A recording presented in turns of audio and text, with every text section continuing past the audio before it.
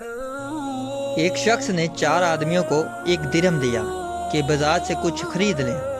وہ چاروں مختلف ملکوں سے تعلق رکھتے تھے اور مختلف زبانیں بولتے تھے۔ ایک پارسی، دوسرا ترک، تیسرا رومی اور چوتھا عرب تھا۔ سب آپس میں اختلاف زبان وطن کی وجہ سے غصے میں تھے۔ پارسی نے کہا کہ ہم اس درہم سے انگور خرید لاتے ہیں۔ عرب نے کہا نہیں، ہم عنب خریدیں گے۔ ترکی نے کہا بیوقوفو، میں عنب کی خواہش نہیں رکھتا اور میں عزم چاہتا ہوں۔ رومی نے کہا سب چھوڑو، میں اس کا فیل خریدنا چاہتا ہوں۔ چاروں زبانوں کے اختلاف کی وجہ سے ایک ہی شے پر متفق ہونے کے باوجود معنی نہ سمجھنے کی وجہ سے آپس میں جھگڑ رہے تھے۔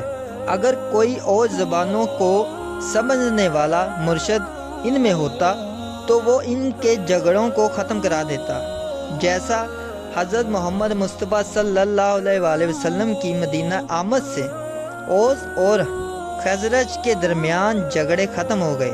بہت سے اختلافات جو بظاہر بہت پیچیدہ نظر آتے ہیں بالکل سطحی ہوتے ہیں اور کسی صاحب نظر کے درمیان میں پڑ جانے سے ختم ہو جاتے ہیں۔